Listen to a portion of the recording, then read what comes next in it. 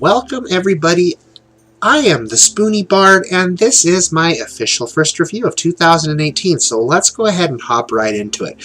Stories: The Path of Destinies was a game title that I was not expecting to review in the slightest, but it was a game that had slightly interested me, and it was on sale for 74 cents over Christmas, so I'm like, why the hell not? So played it, beat it, and we're here to do an official review. First things first, what exactly is this game? Well, Stories: The Path of Destinies is a indie game created by Spearhead Games. And the concept of the game is a role-playing game that you go through and get these multiple different endings. Each scenario usually plays out in a very your character dies, another character dies, something goes horribly wrong, the world gets destroyed, and then the book will kind of go back to the beginning and you go through it again and kind of try to find the correct ending. You have 4 truths that eventually you're going to need to find throughout the course of the endings. Each truth is going to reveal something, and I'm not going to go into what the spoilers are. You guys can figure that out for yourself if you do decide to play this game. But each truth is going to reveal something that will lead you to make the potential right choices in the last chapter, or in the last part, to get the true ending. The game does have 25 endings, and 25 endings may have been a bit excessive, because the game, as fun as it is, it does get to be a bit of a grind there towards the end, especially getting all 25 endings. Not to mention, some of the endings just kind of seem like they were half-assed and not as well thought out as others. Others I thought were pretty comical, and I really enjoyed some of the endings that they brought. But that being said, I wish that they had done more, because I was a little disappointed with some of those endings, and as I said, 25 was a bit much. They could have reduced that down to half and the game would have been just as enjoyable. The next little bit that I want to bring up and talk about is its combat. Its combat steals heavily from the Batman Arkham game, Shadow of War. It's got that combo system where you build up the combo, and then, like, you know, as you level up your moves, you're able to do different types of combos to help, maintain that combo. You use dash, you can use throw, you can use, you start out being able to throw your enemy into another enemy to break their shield. So you'll get the use to the flow of combat, kind of things like that, and it works well. The combat does feel rather solid. I mean, it's not the greatest iteration of that type of combat, but it works well enough that the developers were able to pull it off and at least make it run very, very smoothly. Now, one little flaw that I do want to make mention is there are some times where sometimes things just do not load.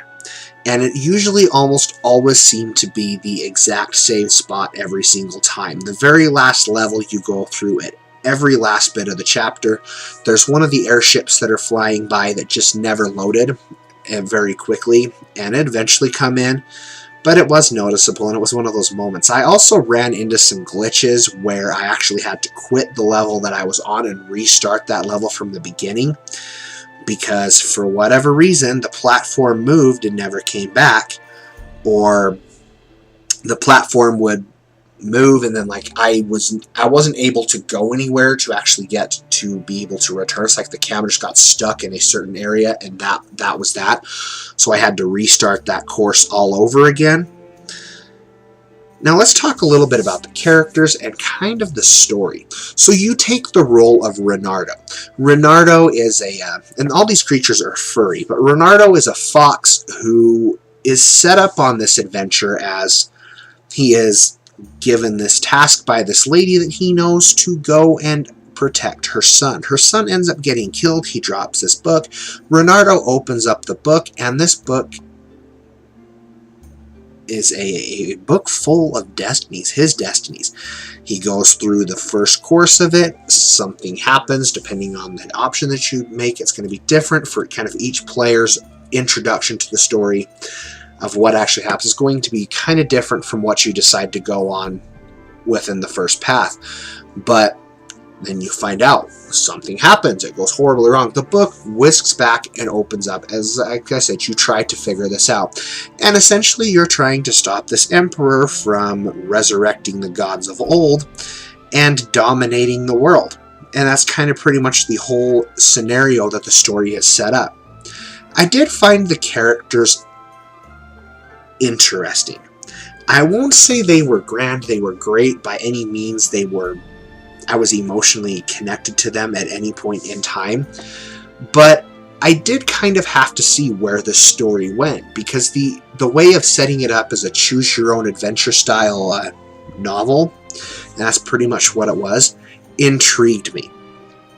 It was definitely one of those games where I wanted to see the end. I wanted to see how these characters all kind of came together, how its story came to play out. There were elements of its true ending that I saw coming a mile away. Then there were others that I was actually kind of shocked a little bit about, to see where these characters were actually going with the plot. There were times that true ending actually did kind of surprise me in the way that it played out. I hadn't quite expected it to use that, and to kind of see all those truths come together and see Renardo use those to play that out made for a very interesting last playthrough. Now, here's the bottom line. Is this game a must-have? Is it worth playing? Should you wait for a price drop? Or should you avoid? Well, let's be honest here. The game is only $15, I think. That's $15 on the PlayStation Network store. And I said I picked it up for 74 cents. I think for $15, you're getting your money's worth. I don't really think you're going to expect much. There's definitely a lot better indie games out there that you can definitely play. But it's by no means a horrible game, and it's probably something that's going to be personal preference. As for me, I probably wouldn't have spent more than $7 on this game, and considering I got it for 74 cents, it was well worth the time that I put into it. I feel like I got, my money's worth out of it. Wait for a price drop, though. If it goes on sale, it's definitely worth picking up. If it goes under $7, it's definitely worth picking up. I don't regret spending 74 cents, and I don't really regret the time that I spent playing the game. I did have a sense of enjoyment from it. I am curious to see what this studio can potentially bring, because they do have another game that's on its way out, and I would like to, and the concept does sound really, really cool, but I feel like the studio does have potential. So this has been a review by the Spoony Bard. You guys can follow me on Facebook and Twitter. Links are going to be down below in that description box, along with all of my other social media links. Hit subscribe there for me to keep up to date with all of my content, so you guys can keep up to date with my latest videos, and to be able to get more reviews. And most importantly, guys, stay happy, be happy, game happy. The Spoony Bard is checking out.